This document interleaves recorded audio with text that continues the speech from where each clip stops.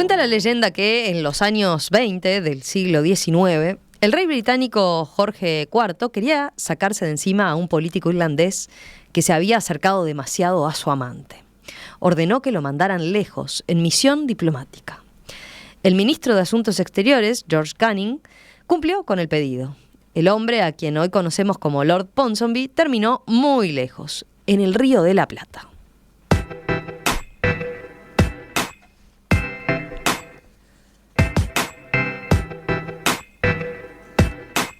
John Ponsonby, segundo barón Ponsonby, se convirtió en uno de los diplomáticos de mayor suceso en la historia del mundo, clave en el nacimiento de dos países, la República Oriental del Uruguay primero y el Reino de Bélgica después. Como buen diplomático, sus manejos se dieron tras bambalinas. En nuestro país es una figura mencionada, pero no demasiado conocida, homenajeado apenas con una calle de un par de cuadras de extensión en el Parque Valle. Los héroes militares y revolucionarios se llevan todas las luces. En Bélgica es quizás aún menos conocido, aunque estuvo en Bruselas tejiendo la concreción de la independencia belga del Reino de los Países Bajos. Dos países, los dos llamados Estados Tapón, anclados entre otros más grandes y poderosos. Los dos con puertos estratégicos, los dos sin nacionalismo fuertes, pero con particularidades y deseos de autonomía. Pero, ¿qué hizo exactamente aquel varón, posterior vizconde? ¿Qué puntos de contacto hermanan a Uruguay y a Bélgica? ¿Tenemos un mismo padre o es más bien un cuento exagerado por los antiartiguistas? Bueno, estas preguntas están entre las que se propone contestar la película Ponsonbyland, surgida desde Montevideo y que encontró del otro lado del océano a una colaboradora belga.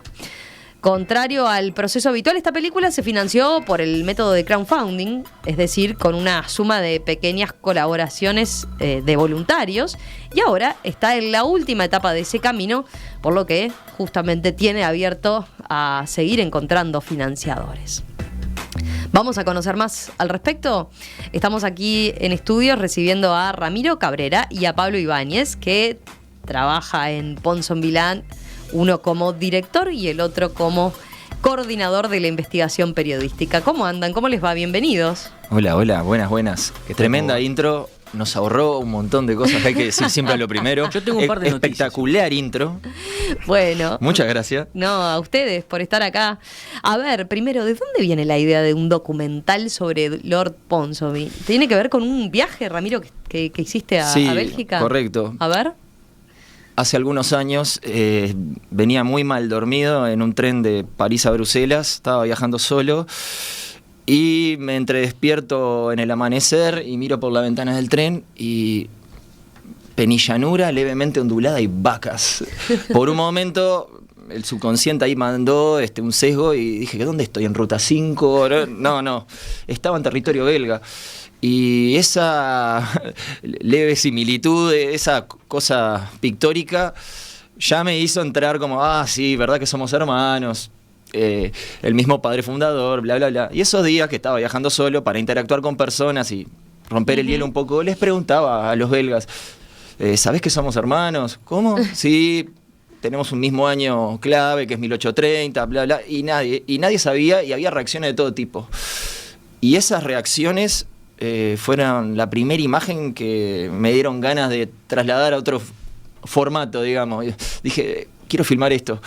Y después dije, vamos a meternos en los orígenes, vamos a hurgar acá porque se habla muy poco y siempre me gusta ir hacia donde se habla poco. Es como en psicoanálisis también, que lo no dicho a veces dice más que lo dicho, y estamos en fechas tan indicadas para hablar un poco más de lo que no se habla.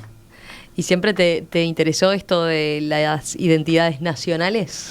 Sí, creo que si sos uruguayo, uruguaya, siempre nacés como con ese, un poco una suerte de malestar de conciencia, de preguntarte qué es el Uruguay y después de qué es el Uruguay, quiénes somos los uruguayos, quién es uno, ¿no? Porque fíjate que casi nunca escuchamos la palabra nación, hablamos del país, pero vos no escuchás en la lengua popular de acá la nación uruguaya, y en Bélgica pasa algo muy similar. Es como decía un historiador, un gran historiador que tuvimos la suerte de entrevistar allá, Rolf Falter. Él tiene un blog y una de sus grandes notas es Bélgica, una historia sin país. Y bueno, hay que problematizar un poco. Está bueno, está interesante. A ver, ¿fue un desafío conseguir información sobre Lord Ponsonby? ¿No hay tanto escrito, tanto en archivos? Hay muchísimo escrito. Ah, bien. Hay muchísimo escrito. Para empezar, una sola referencia, Real de Azúa, hablando en el libro La nacionalidad, el origen de la nacionalidad oriental, donde traza efectivamente cuál es el papel de Lord Ponsonby en este surgimiento del Estado oriental. Pero después hay pila hay una corriente entera de historiografía, sobre todo argentina, que entiende que el surgimiento de Uruguay es justamente parte de la mano inglesa. Después está Pibel Devoto, Barrán, Ana Frega, que entiende que bueno, que no están así, que colaboraron, pero sin embargo que hay fue un determinante. espíritu, así como recién acaba de decir Ramiro, bueno, los argentinos tienen una idea de nación mucho más fuerte. Uh-huh. Bueno, la presidencia argentina es la presidencia de la nación, porque después hay distintos orígenes de terruño. Bueno, creo que Barrán, Ana Frega, hay una historiografía uruguaya que pasa por ahí. Ahora, ¿cuál es el rol de Ponsonby? Bueno, en eso está también el documental. Claro, tenés como 3 cortes, o hemos advertido como 3 cortes a lo largo de estos años investigando. Tenés un corte medio esencialista, de una escuela de gente que dice que fuimos amputados de la Argentina, y que Ponsonby es el cirujano, el maldito pirata inglés que llevó a cabo esa operación especial. Tenés otro corte que son los que le llaman el partero, Uh-huh. con un poco de prurito, como que no se animan. No padre, partero. Claro, que ya igual es pila, ¿no? Es el que... Sí, te trae al mundo. Es el que intervino técnicamente claro, para que puedas nacer. Y después tenés otro corte que es el que directamente lo llaman padre. Nuestro documental, lejos de tomar una postura así cuadrada, estamos lejos de pensar que las cosas pasan por un solo hombre en ninguna cuestión de la vida, pero podemos afirmar que, no sé si Lord Ponsonby es el padre del Uruguay, pero seguro que la madre es la geopolítica. Entonces... Hay un punto muy bueno, muy interesante del documental, que no es un documental de historia, no te vas a encontrar con un documental tipo los de los cables, sino que es una interpretación de cómo los belgas y los uruguayos de hoy interpretamos, miramos nuestro pasado y cómo eso pudo haber hecho algo para configurarnos. Hay relatos muy lindos dentro del documental sobre belgas que dicen que no conocen a su himno, lo cual es una cuestión que para nosotros es escolar. O belgas que entienden que tienen una nacionalidad, como son 3 naciones, 3 espíritus que confluyeron en un mismo estado. Bueno, eso claro. ¿Cómo surge? Nosotros somos un espíritu que nace en La Pampa y que, bueno, en una época se constituyó un Estado. ¿Qué pasó? Bueno, capaz que Ponsonby tuvo algo que ver. A ver, simplemente a modo de ubicarnos en lo que fue ese momento, ¿no? Ponsonby viaja como ministro plenipotenciario del Reino Unido al Río de la Plata durante la Guerra de las Provincias Unidas del Río de la Plata y el Imperio de Brasil, estamos hablando de 1826 aproximadamente, y actuó justamente en la intermediación entre las Provincias Unidas del Río de la Plata y el Imperio de Brasil, proponiendo entonces como solución definitiva la independencia de la provincia oriental, creándose a través de la Convención Preliminar de Paz el Estado Oriental del Uruguay en 1828, y esto pero con el argumento, ¿no?, defendiéndolo como el Estado tapón. Sí, ¿no? Además viajó a Río de Janeiro, a Buenos Aires y luego a Río de Janeiro de nuevo. Nunca pisó la banda oriental. Bueno, nunca pisó el país que ayudó a nacer. Efectivamente, ustedes lo tienen no confirmado. Hay registros de que Ponsonby haya pisado estas pampas. O sea, incluso para los que fue el padre fundador, no tocó el problema inglés, suelo de la banda oriental y posterior. El problema inglés era que acá haya paz, porque si no hay paz, no hay puertos abiertos. Si no hay puertos abiertos, no hay comercio. Paz es paz para negociar. Exactamente. Necesitó primero respaldar a Brasil, porque Brasil en ese momento sí era una monarquía. A las Provincias Unidas las trató muy mal, directamente las despreció. Cuando vino a Buenos Aires decía, esto siempre hay polvillo acá, me molesta. Esa jactancia republicana le molestaba. Inglaterra empieza a acelerar cuando Estados Unidos, el año anterior, levanta la doctrina Monroe, la doctrina del hegemonismo. Nosotros de este lado del hemisferio, empezamos a trabajar nosotros. Ahí Inglaterra se preocupó. Y después de respaldar a Brasil, el otro interés era que no se caiga la monarquía de Brasil. El otro gran interés era, bueno, que este puerto quede abierto. Canning le pone el objetivo a Ponsonby. Usted vaya al Río de la Plata, instale la idea de que estos muchachos pueden ser independientes. No comprometa a Inglaterra en nada y abra los ríos. Sí, porque muchas veces usamos la palabra intervención y en realidad, para ser precisos, es intermediación, porque Inglaterra, de hecho, no firma la Convención Preliminar de Paz. Claro. Él siempre sugería, nunca proponía. Se juntaba con vos a ahí está bueno ese matiz. Se juntaba con la gente que cortaba el bacalao en una mesa chica, en el fondo, jugaba las cartas, tomaban rapé y bueno, ahí sí capaz que te decía las cosas de otra manera, pero... Sí, pero como diplomático en realidad era muy cuidado y siempre sugería, no proponía. Un gran esgrimista, tanto con la espada como con la palabra. Un puntito sobre eso. Estuvo los primeros 4 meses de la intermediación, estuvo en Río de Janeiro. Recién en los 15 días antes de irse a Buenos Aires le dijo, capaz, muchachos, piensen, porque Inglaterra podría estar dispuesta a tener un toquecito de independencia como solución para el tema de las Provincias Unidas. Y se fue. A Rivadavia lo trató muy mal. Y a Dorrego.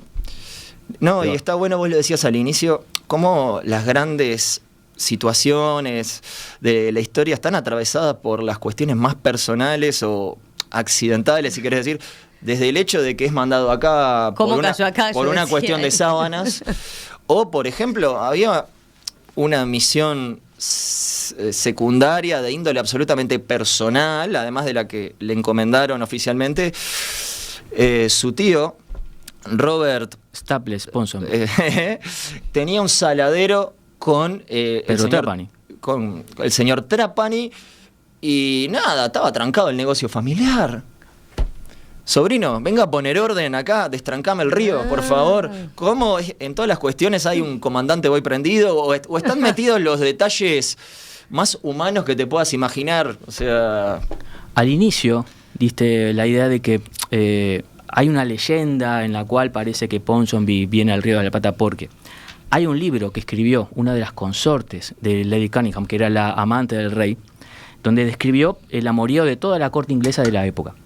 Lord Ponsonby tiene casi 200 menciones en ese libro, pero aparece apenas sugerido la idea de que Lord Ponsonby estuvo con Lady Cunningham. Apenas sugerido, hay una sola sugerencia, una sola página en todo ese libro fue suficiente para llenar, para hacer cola en las librerías de Londres de su época, un año antes de que venga, y fue el escándalo. Una suerte de revista del corazón de la época, y además... eso lo descubrimos en la investigación a posteriori con documentos inéditos que nos proporcionaron los descendientes, la familia Dorotea. Dorotea Lieven era la embajadora rusa de Pasillos dentro del Congreso de Londres, el Congreso que estuvo reflexionando a ver qué iban a hacer con la Revolución Belga. Y si le daban independencia o no a Bélgica. En diciembre de 1830 eran amantes, intercambiaban información. Podemos decir que hasta en el nacimiento de Bélgica también la cuestión amorosa, sexoafectiva, tuvo un factor determinante para torcer ahí tenemos otro votos. Punto de contacto, entonces. Como bien dijiste, estaba en un libro que te proporcionó la familia Ponsonby. Talbot Ponsonby hoy. Y ella nos preguntaba hoy, sí, además de los materiales con los que contábamos acá, un afluente de correspondencia tremendo, el tipo escribe muy bien y vas notando un cambio de tono dependiendo de las situaciones. Accedimos a un libro privado de la familia con un montón de acervo increíble, que ahí sí hay material inédito en los estudios historiográficos de por acá, pero sobre todo además que nos muestran al hombre detrás del diplomático. Era la oveja negra de la familia, es un tipo que por su estilo de vida bastante bohemio, por decirlo en esos términos, endeudó a toda la familia. De hecho, esta cuestión de los derroteros constantes como diplomático eran unas maneras de tenerlo lejos también. Y sin que no te generara dolores de cabeza. Sí. Impresionante. Después de estos 2 exitazos que tuvo en Uruguay y en Bélgica, se fue a Nápoles y después fue durante décadas embajador de su majestad imperial en el Imperio Otomano. Con gran éxito, porque su idea era tratar de alejar la influencia rusa en una parte fundamental para acceder hacia Medio Oriente y Asia. Y nos sirvió mucho llegar a esa dimensión humana del personaje en cuestión, que le da nombre al documental y todo, porque, como te decía Pablo hace un rato, no es un documental de historia. Se sirve de la historia, de la historiografía, de la geopolítica. Hemos entrevistado historiadores connotados de acá, de Bélgica, eso les iba a decir, ¿no? Politólogos, sociólogos, pero también entrevistamos a migrantes belgas que residen en Uruguay, inmigrantes uruguayos en Bélgica, porque nos interesa el tema trascendental acá es la identidad.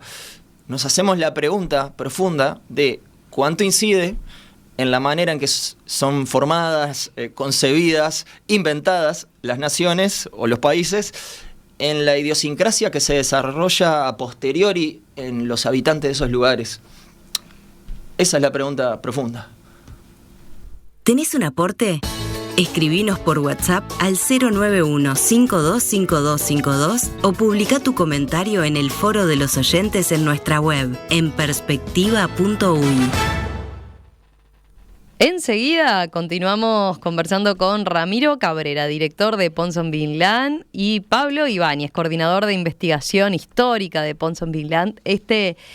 Documental que verá la luz en unos meses nada más. ¿Llega? Si todo sale bien, 25 de agosto. Ahí, el estreno 25 de agosto. Sí, para hacer un poco más de ruido.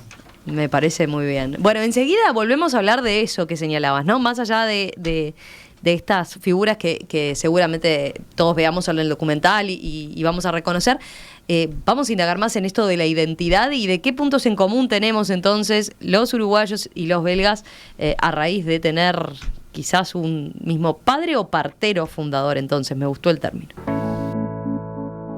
Hoy aquí en Perspectiva estamos hablando de Ponsonby-Land. Estamos recibiendo a los responsables de este documental que está en proceso y que se centra en la figura justamente de Lord Ponsonby, el diplomático que fue enviado casi por casualidad al Río de la Plata y terminó jugando un rol clave en el nacimiento del entonces Estado Oriental del Uruguay y que luego también participó en la creación de Bélgica.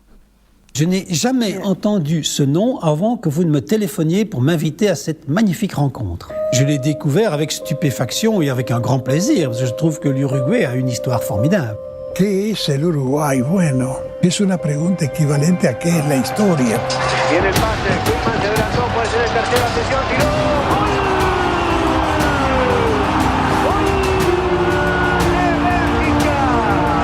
Hier kent iedereen het volkslied.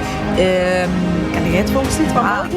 Nee, van België nee, maar van Uruguay wel. Want maar zelf onze voetballers kennen het volkslied niet goed. Ja. Un elegante de la corte inglesa que se metió con la mujer equivocada y entonces el resultado fue que lo mandaron al último lugar del mundo a pedido del rey. El último lugar del mundo era este.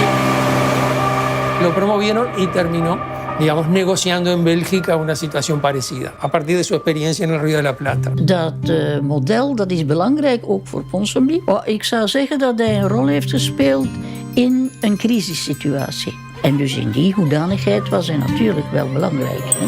Maar hij had het belang van een diplomaat. Inglaterra era la potencia de la época y los imperios son siempre fieles ideológicamente a la defensa de sus intereses. Los imperios pueden cambiar hasta de ideología para defender sus intereses. Ponsonby fue un partero. Est-ce que nous cherchons une identité? C'est pas certain. Moi, je pense que les Flamands en ont une. Les Wallons ne se posent pas trop la question. Siempre una mezcla de los dos lugares. Cuando voy a Uruguay me doy cuenta que no soy uruguayo y acá en Bélgica también me doy cuenta que no soy 100% belga. Soy un poco de los dos. Podría decir que soy un poco Ponsonby-Land. Als ik me niet vergis is hij terug in Ierland terechtgekomen, dus terug naar de roots. Wat op dat moment ook wel voor hem terug een reality check moet zijn. Want je hebt daar de Ierse famine gehad, de grote aardappelcrisis, waarbij Ierland eigenlijk in puin ligt. Eigenlijk zijn dat ook straffe verhalen. Op een bepaald moment heb je een gevestigde orde die stort in elkaar Ahí estamos teniendo este adelanto de lo que va a ser este documental, entonces, que tiene como objetivo estrenarse el 25 de agosto, ahora no más. A ver, ahí veíamos algunas figuras que los uruguayos podemos reconocer claramente. Hay historiadores de renombre, ¿no? Carlos de Masi, Ana Ribeiro, Vázquez Franco, fallecido recientemente. Pero buscaron otros testimonios, ¿no? Buscaron testimonios, incluso aparece por ahí un uruguayo belga, que lo pueden escuchar. ¿Cómo fue dar ese paso también en Bélgica? Porque podrían haberse centrado solo en trabajar la figura de Ponsonby acá, ¿no? Pero sin embargo dijeron no, y eso implica todo un desafío, imagino, narrativo, logístico, amplía lo que es la producción. Pero allí se encontraron con algunos entusiastas también de esta historia. Sí. De hecho, Martín Corlasoli, el uruguayo belga que veíamos ahí, nunca había oído hablar de esto, y él dice que toda la vida, desde niño, que vivió interrumpidamente en los dos países, desde niño sentía que había mucha similitud en algo inexplicable en el aire, y que cuando halló el proyecto y se puso en contacto con nosotros, dijo, acá está lo que toda la vida sentí y nunca pude explicar. Si bien somos muy distintos los belgas y los uruguayos, cargamos con una serie de complejidades a nivel de un espejo roto, de identitario, de esa pregunta profunda de dónde venimos, quién somos. Y bueno, no voy a spoilear, pero se arroja un montón de eso en los testimonios de las personas. Tenemos respuestas ahí Claro, porque hicimos entrevistas de dimensión humana a los migrantes que te contaba. Bien. A ver, pienso también cuando les consultaba sobre la pata belga, digamos, la narradora del documental es belga, ¿no? Sí, Eva Murat, una narradora y co-guionista junto conmigo. Eva es una chica que vivió muchísimo tiempo en Nicaragua, por eso habla español hasta por los codos. Ajá. Es la belga más sudamericana que te vas a cruzar en tu vida, y es una campeona del podcast europeo. Y cuando di con su trabajo, con ella, dije, acá está, porque necesitábamos una voz belga. Incluso me gusta... ¿Pero ella conocía algo de la historia de Ponsonby, de lo que era la figura de un lado y del otro, no? Prácticamente nada. Es que creo que Eva, yo, Pablo, todos los que formamos parte del proyecto, aprendimos más de historia que en todos los años de nuestra vida en la educación formal. O sea, porque fue meternos realmente donde no se habla, como te contaba hoy. ¿Qué hay de los testimonios belgas? Decíamos, ellos conocen menos y el tema identitario es más complejo, ¿no? Pero, ¿qué dicen en el caso de ellos sobre la posible paternidad de Ponsonby? Hay que hablar que el rol de Ponsonby es un poquito más subsidiario que lo que ocurrió acá. A ver, el principal, ahí está, situémonos ahí. El más quirúrgico. El principal asunto, hizo poco, pero cortó. Hay que recordar que la Revolución Belga forma parte de esas tres oleadas grandes de revoluciones europeas del 20, del 30 y del 48. El principal asunto era el equilibrio europeo después de Napoleón Bonaparte. Y Inglaterra, el primer movimiento que hace era para decir, no, esta revolución belga que acaba de ocurrir, un 25 de agosto de 1830, en la Ópera de la Moneda, después de ver a la muda de Portici, que la gente enloqueció con esa historia de rebeldes que se oponían en Nápoles al Imperio Español, dijeron, no, esto tiene que pasar lo mismo acá, contra el rey claro, un 25 holandés. De agosto de 1830 es Otra como, coincidencia. Es como que estuvieran un montón de personas en el Solís viendo una opereta media social así, y ya estaban las aguas caldeadas, y terminó la obra y salieron a quemar todo. Es como que salgan con antorchas y empiecen a romper toda la Ciudad Vieja, básicamente. Y ahí arranca con todo la Revolución Belga. Ahí los ingleses dicen, bueno, no vamos a sentarnos, vamos a traer a todas las potencias europeas, porque los belgas no estuvieron en la mesa tampoco del Congreso de Londres.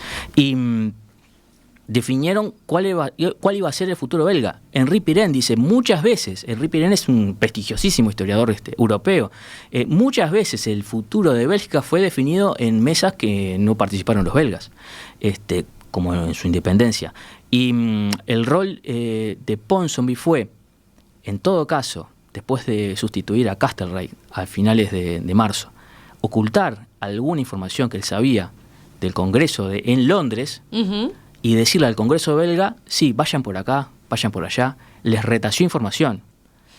Eso se ganó la desconfianza primero de los congresistas belgas y después del que iba a ser finalmente el rey belga, Leopoldo I, que había sido esposo de la hermana del rey. Que no es belga, es alemán, claro. Alemán. Alemán perfecto, porque el problema inglés era que la Revolución Francesa, que puso a Luis Napoleón, también se comiera a Bélgica. Y si se comía a Bélgica, claro, se comía al resto de las naciones que estaban tapadas en el resto de Europa después del Congreso de Viena. Surgió el problema en Polonia. Los rusos no querían modificar el mapa europeo y dijeron, ¿saben lo que tienen que hacer ustedes, franceses e ingleses? Lo que hacemos nosotros en Polonia. Y los pasaron por arriba. Los belgas dijeron, no, si vamos por el camino que vamos por el camino de Polonia. Así que bajaron las aguas, hablaron con Ponsonby. Henri Pirenne reconoce que en finales de abril, entre el embajador inglés, Lord Ponsonby, y Bayard, el canciller francés, concretaron la posibilidad de que Leopoldo sea rey de los belgas, y a partir de ahí se desarrolla la madeja. Porque de fondo, aún así, de fondo, el tema era que el puerto de Amberes estaba en disputa y no convenía ni que fuera propiedad de Francia ni de Holanda. Y bueno, está Alemania ahí al lado, tenés una triple frontera complicadísima en términos geopolíticos. Este puerto tiene que quedar neutral para poder hacer lo que queremos, digamos. Y volvió a aplicar la solución del Estado tapón. Podemos decir que fuimos el experimento y en Bélgica patenta la fórmula de una manera magistral. Por él, porque la idea, repito, la idea de Palmerston era, esto tiene que quedar igual que estaba antes. Y Lord Ponsonby, creo que está en el documental, lo dice Luciano Álvarez también en uno de sus libros, vio dos chiquilines que estaban peleando en la calle, uno empuja al otro al piso y le dice, pero sucio francés, ¿cómo sucio francés? Y ese espíritu de comunidad entre belgas y franceses, ¿dónde está? Acá puede haber algo. Y empezó a tirar la madeja. Fue una cuestión de Ponsonby. Bien. A ver, quiero hablar del proceso de creación del documental.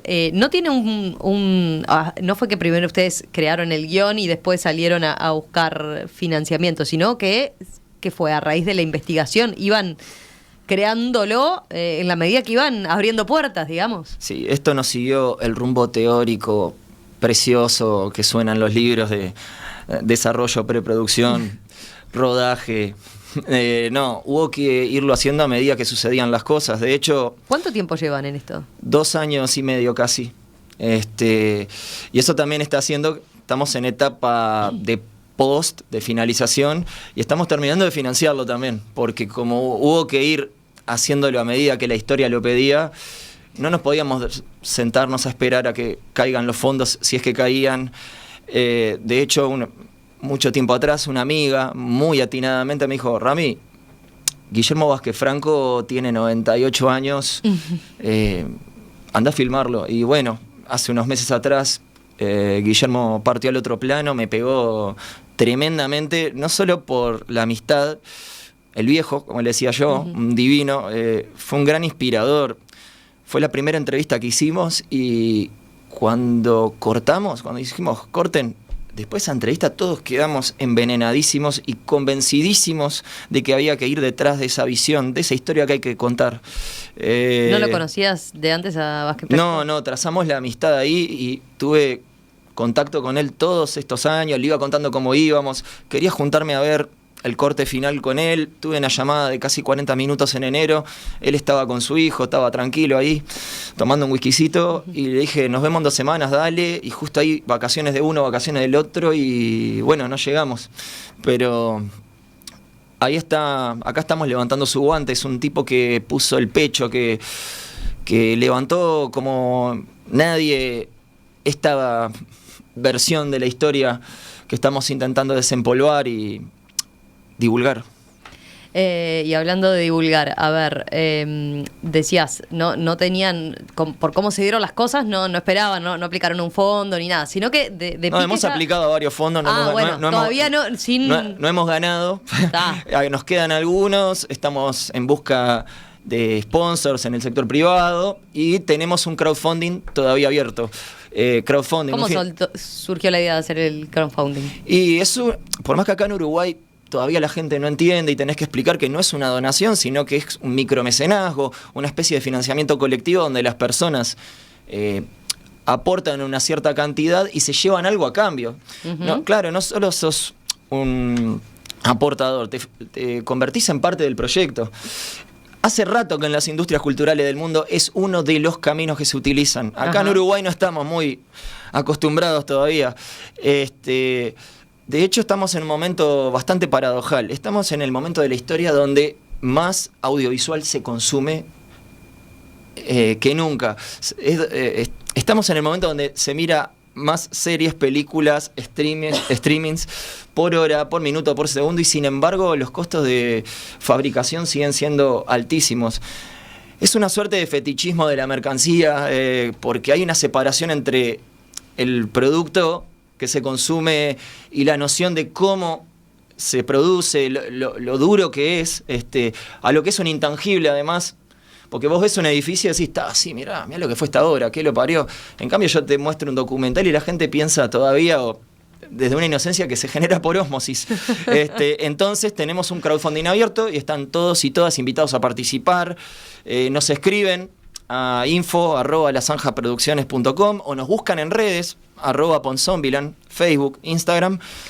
Ahí tenemos la vía, porque me están preguntando eso. ¿Cómo hacemos para colaborar? Dicen varios oyentes. Bueno, hay distintas opciones además, ¿no? Sí. Por ejemplo, ahí están viendo las placas donde se ven las distintas alternativas. Hay como distintas categorías, ¿no? Con $20 ya apareces en los créditos de la película. Correcto. Bien, y después el máximo es $300 y ahí ya contás con un link privado para ver la película, un póster, agradecimientos especiales en redes, material extra. El material extra está exquisito. Yo que ustedes... Vayan por ahí. Bueno, después vamos a dejar en la web, por supuesto, más allá de que lo pueden ver en la transmisión en video, la placa correspondiente también la dejamos cuando subamos la entrevista para que ahí tengan todas las opciones. ¿Por qué vía se puede aportar? ¿Es por transferencia? Claro. Perfecto. Y llegan bien ¿cómo vienen para llegar el 25? Remando, como en Uruguay, como todo en Uruguay, remando, pero sí, vamos a llegar. Yo he visto partes de la película, la verdad que me siento muy, muy orgulloso de participar en el CUT, la verdad. ¿Cuánto queda la recta final nomás? Sí, que igual aunque sea la recta final, son todos reuniones muy minuciosas de ajustes finales, detalles. En los detalles habitan Dios y el diablo. Los detalles te pueden hacer virar una cosa absolutamente para un lado o para el otro. Te contaba al principio que tengo un textito que adoro de Metol Ferré, que quería leer porque estamos acá en un punto... El lugar te inspiró. Geográfico fascinante. Hubo en la independencia, con la atomización de los Estados-ciudad, una gigantesca victoria del Imperio Británico, el primer imperio industrial de la historia, que nos convirtió en súcubos, en periferia.